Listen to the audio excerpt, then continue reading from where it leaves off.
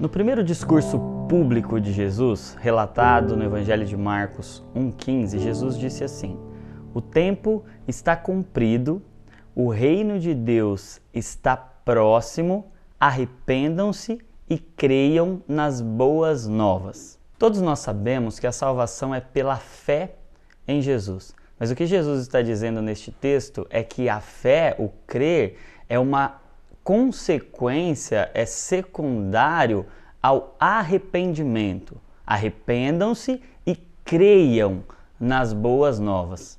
Por isso, esse vídeo é para falar a respeito de arrependimento. A palavra arrependimento é uma palavra que deriva do grego e é uma junção de duas palavras, meta e noia, sendo que meta significa elevar, expandir, ir além. Já a palavra noia dá um sentido de compreensão, entendimento, visão. Sendo assim, a junção das duas palavras, metanoia, traz o sentido de expandir o entendimento, de transformar a mente em algo superior e melhor.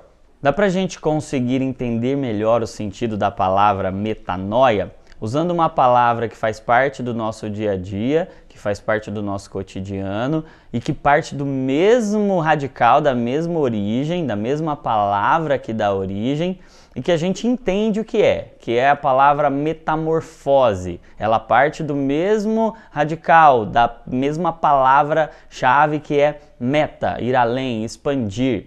E a gente entende um pouquinho do que acontece na metamorfose, por exemplo, na borboleta. Nós tínhamos uma larva que fica presa em um casulo e depois essa larva é elevada, ela é transformada, ela é mudada em uma borboleta. Na metamorfose, por exemplo, a larva recebe um corpo muito superior, muito melhor, com novas habilidades, com novas capacidades.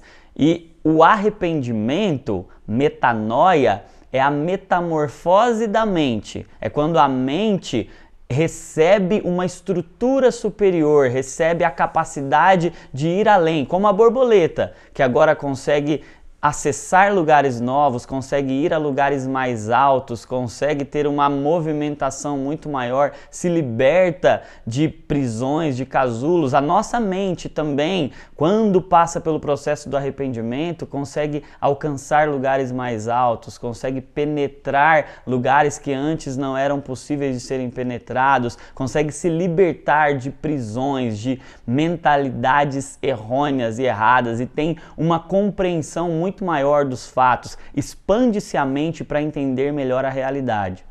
A borboleta, uma vez borboleta, jamais retornará a ser um lagarto, assim como a mente arrependida jamais voltará a viver como vivia antes, de fato, porque uma mente expandida, como disse Albert Einstein, jamais retorna ao seu tamanho original. O que Jesus está dizendo é que ninguém de fato vai crer nas boas novas, no Evangelho, a menos que antes se arrependa, porque o Evangelho é tão alto e tão profundo que só uma mente que passou por esse processo de ampliação, de expansão e de aprofundamento pode receber e entender. Mas vamos pensar, expandir o entendimento sobre o quê? Entender mais, entender além a respeito do quê? Todas as vezes que a Bíblia fala de arrependimento, a Bíblia está apontando para um problema a respeito do qual nós temos que ampliar a mente. E este problema sempre é o pecado.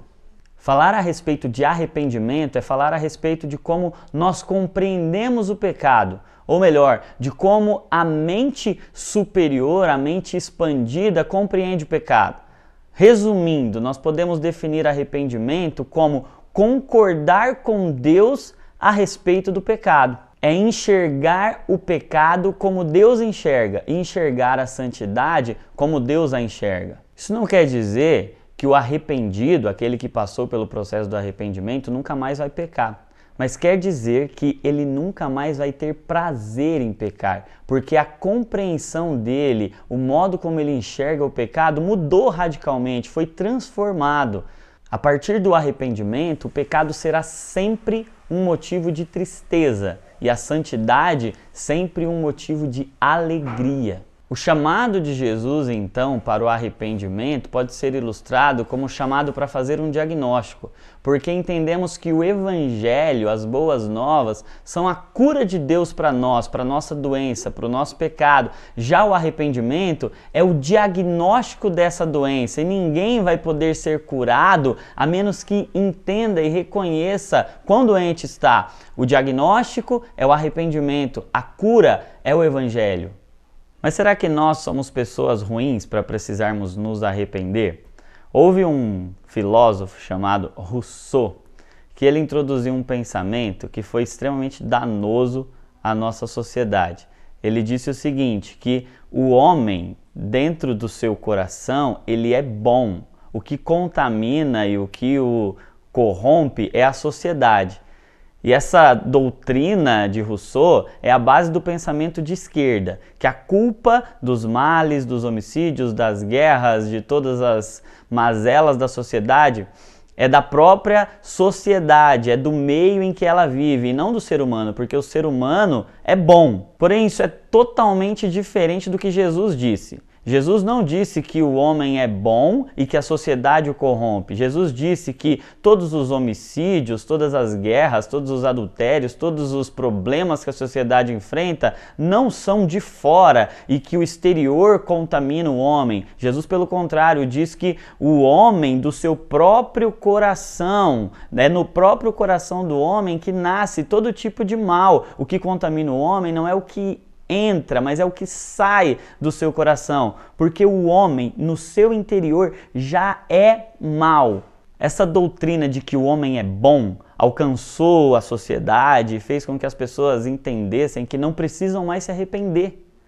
Enquanto a sociedade, enquanto nós, enquanto cada ser humano não entender a real necessidade de arrependimento, de reconhecer quão mal é, de reconhecer quão duro o coração é e que todos os problemas não partem do meio, mas o meio é uma consequência de um coração pecaminoso e de corações que precisam passar pelo arrependimento. O problema da humanidade é o próprio coração humano. Então você pode se perguntar, mas o que eu fiz que faz de mim uma pessoa má?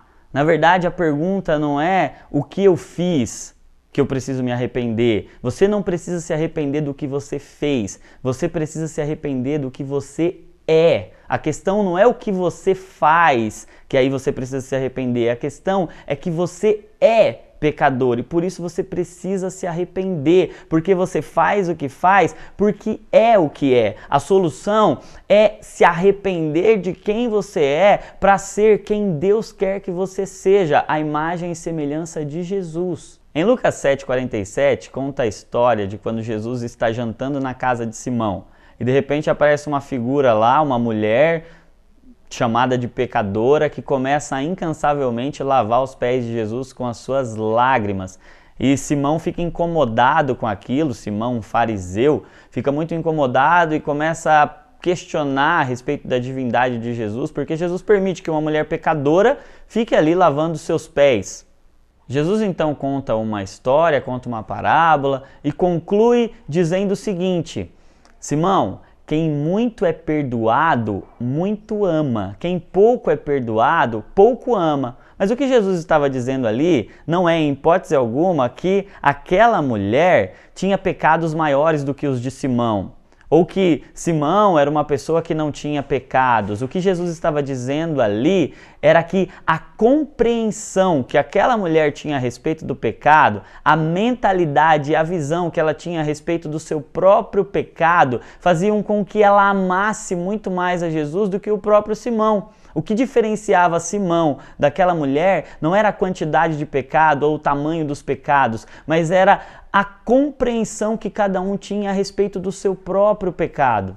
Aquela mulher compreendeu quão pecadora era, não simplesmente pelo que ela fazia, mas pelo que ela era, e por isso ela amava muito. Isso é uma incrível realidade. Quanto maior a nossa compreensão a respeito do nosso pecado, maior será a nossa compreensão a respeito da graça de Jesus. Quanto maior a nossa compreensão a respeito da graça de Jesus, maior o nosso amor e a nossa gratidão por Ele. Por isso que Jesus diz que quem muito é perdoado, muito ama, porque quem reconhece o tamanho da distância entre si e Deus, quem reconhece o tamanho da distância entre ele próprio e Deus, e essa distância a gente chama de pecado, consegue entender o tamanho do trajeto e do sacrifício que Deus fez para vir até nós. Quando nós reconhecemos que há uma distância gigante entre nós e Deus, há uma distância gigante entre a nossa santidade e a santidade de Deus,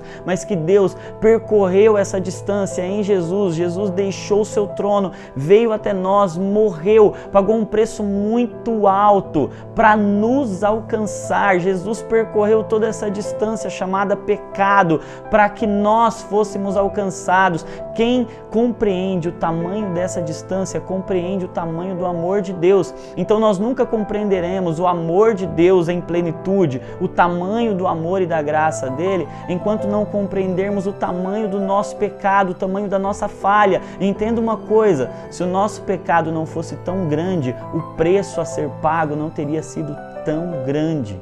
Precisamos entender uma coisa desesperadamente: somos pecadores, não pelo que fazemos, mas pelo que nascemos, pelo que somos. O que fazemos é só uma consequência de quem somos.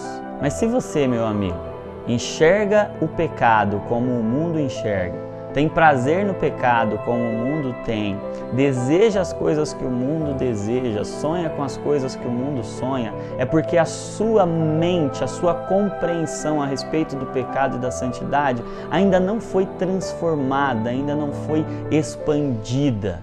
Se você ainda não entendeu o Evangelho de Jesus, é porque você ainda não se arrependeu, você ainda não reconheceu que precisa urgentemente de um Salvador.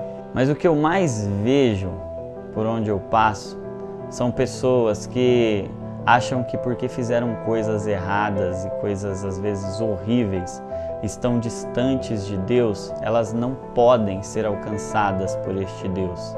Gente que tem andado por um caminho errado e às vezes até sabe que isso é errado. E gente também que até faz as coisas certas, mas faz com a motivação errada. Você precisa entender que não importa o tamanho do pecado que você cometeu, não importa o tamanho do delito que você cometeu, o que importa é a compreensão que você tem a respeito desse pecado e o arrependimento que você demonstra. Não importa se o seu pecado é muito grande, importa se o seu arrependimento é de fato verdadeiro. Se você de fato decidiu não ser mais quem você era, porque você quer ser transformado por Jesus, porque você quer ter a compreensão e a mente de Cristo. O problema maior não é o que você fez, o problema maior é quem você é. E quem você é pode ser alcançado por quem Jesus é, para que você seja o que Ele sempre sonhou para você. Receba a mensagem do Evangelho, mas para você receber a boa notícia que traz muita alegria, você precisa expandir a sua mente, porque não cabe numa mente natural pequena o tamanho, a grandeza da notícia que o Evangelho traz para nós. Não importa quão distante você se sinta de Deus, Ele é bom o suficiente para percorrer toda essa distância. Não é você quem percorre essa distância para chegar em Deus.